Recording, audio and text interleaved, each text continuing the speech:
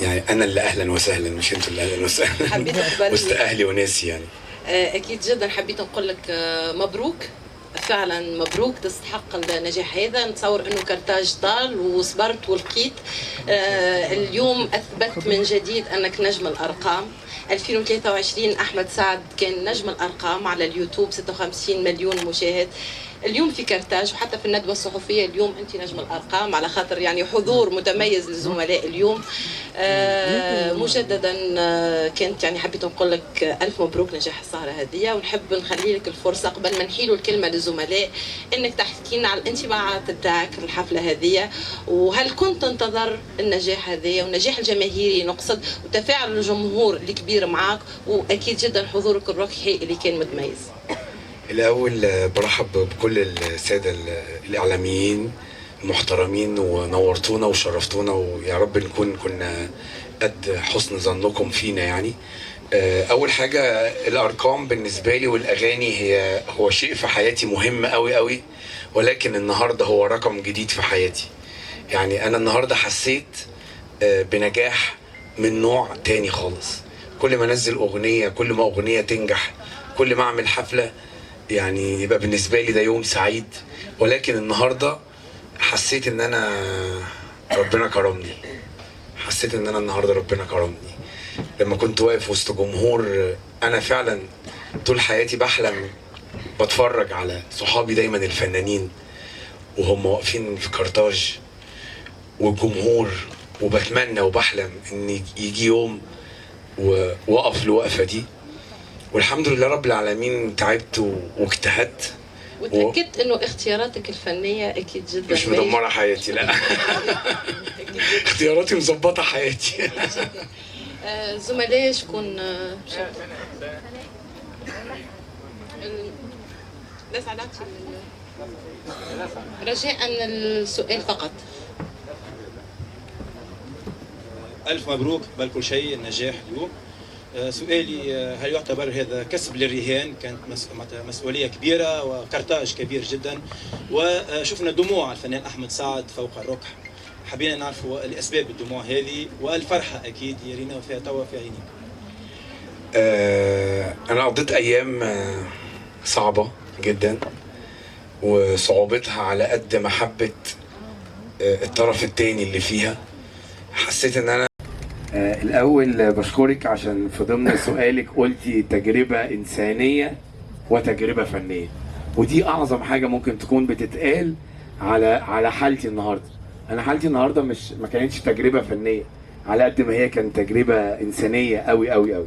الناس حسيت إنها كانت يعني بتراضيني زي ما بنقول بالمصري، عارف لما تلاقي حد أنت بتطبطب عليه. حسيت إن الناس كانت بتطبطب عليا، عشان كده النهاردة كانت تجربة إنسانية في حالة يعني في غاية السمو وفي غاية المحبة وفي غاية العشق اللي بيزداد كل مرة للجمهور التونسي، ولا يتأثر ولا أي شيء في الدنيا تقدر تأثر فيه. بالنسبة للأغنية باللهجة التونسي، يا سلام، ده أنا يعني أكون سعيد ومبسوط جدا جدا جدا. بس هي يعني انا قعدت اسبوعين عشان احفظ كلمتين الفتره اللي قلتهم انا. مش عارف طلعوا صح ولا غلط يعني. احنا شفنا تجارب كتير للنجوم اللي هم علامات في تاريخ مصر وتاريخ السينما المصريه والعربيه التوانسه. شفناهم وهم بيحكوا مصري.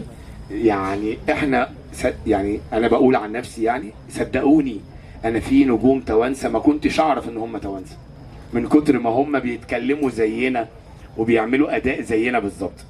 كمان انا نفسي لما اقدم عمل تونسي اقدمه زي التوانسه، يعني زي صح يعني. غنيت للتونسيه ذكرى، ده ذكرى، ذكرى دي رمز في جوه قلوبنا. والنهارده لما غنيت لها، يعني انا عارف طبعا حب الشعب التونسي الله يرحمها للفنانه العظيمه ذكرى، بس النهارده كمان كان بالنسبه لي غريب قوي ان الناس بتغني زي الغنى بالظبط. فان شاء الله نقدم اعمال، وانا يعني هكون فخور لو عملت كده. طبعا انا جيت وانت في البدايه المهمه، مش باقي مني. انت بدات، طبعا احنا بينا ابراهيم عبد الفتاح واخرين، فانت بدات من مش باقي مني، وكنت منطلق من الاغنيه الشعبيه، التوشيح، المقامات القرانيه، وانت كنت شغال كويس قوي، وكان عندك تجربه مهمه. حاسس انك بتبعد شويه بالاعمال الجديده، فقول لي هل تخليت عن المشروع القديم ولا انت مستمر في حاجه اخرى؟ انا بصراحه شكرا على سؤالك طبعا. المرات اللي جايه نقدر نغني حاجات اكتر واكتر واكتر، وانا مبسوط جدا جدا ان حضرتك قلتي انها لاقت استحسان من الجمهور التونسي وكان المفروض اغنيها، فان شاء الله نغنيها المره الجايه ان شاء الله. استناكي تكوني موجوده ان شاء الله. فنان أحمد سعد، عبير بوليلة من إذاعة شباب الإذاعة التونسية. أحمد سعد تجربة ومسيرة قديمة، بدأت بالطربي بالألحان ثم تطورت تقريبا في كل مرحلة. أحمد سعد يميز مسيرته بنوعية أو أنك تتمسك، سواء ملحن تختبئ وراء الألحان ثم الأغاني المسلسلات.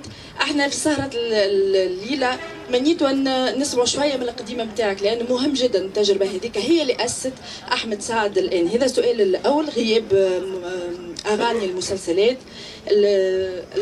السؤال الثاني هو تمنيت تعمل تحية لذكرى، لأنك أمام جمهور تونسي قدمت أغنية لذكرى، لكن كان ناقص وأنك تقدم تحية لروح الفنانة ذكرى. طبعا يعني معلش يعني عشان مستعجل جدا ان ارد على السؤال التاني قبل الاولاني. طبعا تحية ذكرى دي يعني دي جوه قلوبنا. يعني انا ما توقعتش ان انا محتاج احيي ذكرى وسط بيت ذكرى. يعني حسيت ان انا والجمهور بنغني الاغنيه زي ما هي كانت بتغنيها. حسيت ان احنا واحد مع بعض، هي شايفانا. حييتها باغنيتها، هو حييها بالاغنيه بتاعتها. يعني انا حييتها. انا لما قلت يا سايبني في حيره ونار، الجمهور اصلا ما سابنيش اني اتكلم من كتر المحبه والحب. يعني اعتقد ان روحها كانت، يعني انا اعتقد اعتقاداتي يعني ان روحها كانت حوالينا واكيد كانت فرحانه بينا يعني. فطبعا ده اعتقد هو ده الشكر. او السؤال الاولاني بالنسبه للاغاني المسلسلات، انا برضو ما اقدرش اعرف قوي يعني ايه الاغاني او ايه نوع السمع او الناس بتحب في تونس تسمع ايه. انا ما اقدرش اعرف كده الا لما اكون انا بيني وبينهم حفلات كتير او مرات. يعني انا المره دي لما جيت كنت قبل الحفله مستغرب جدا، ازاي هغني قديم، اغاني قديمه ازاي؟ دول الشباب قاعدين، الشباب دي يعني كل ثقافتهم الحاجات الجديده اللي فيها رقص وكده.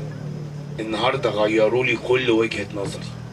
يعني لما كنت بغني اكذب عليك كان الناس بتغني وجهه نظري الصراحه اللي هي دائمه، قبل كده وبعد كده وساعه المشكله والنهارده وبكره ومدى حياتي، هي وجهه نظر واحده بتحترم وعلى الراس دائما.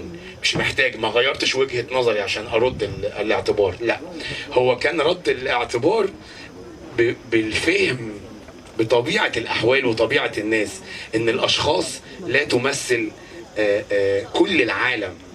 يعني لا تمثل كل المرأة، دي مشاكل مع اشخاص وليست مع المرأة بوجه عام. فالنهاردة هو كان رد الاعتبار للفهم وليست للمرأة التونسية، لأن المرأة التونسية اعتبارها وكيانها واحترامها ثوابت لن تتزحزح أبدا.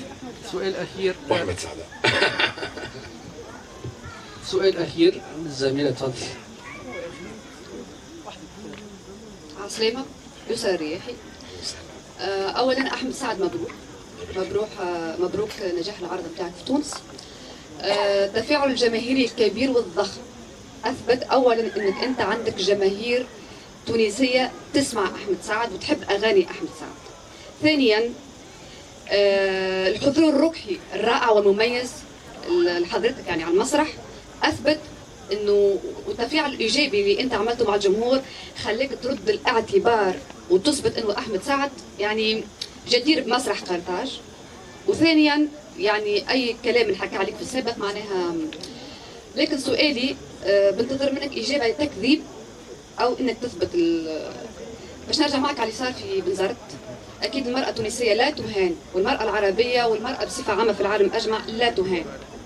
هذا اولا. ثانيا انت اتصلت بمديره المهرجان وطلبت منها تقدم اعتذار، وانت رح تطلع في المباشر وتقول انه صار سوء تفاهم بيناتكم.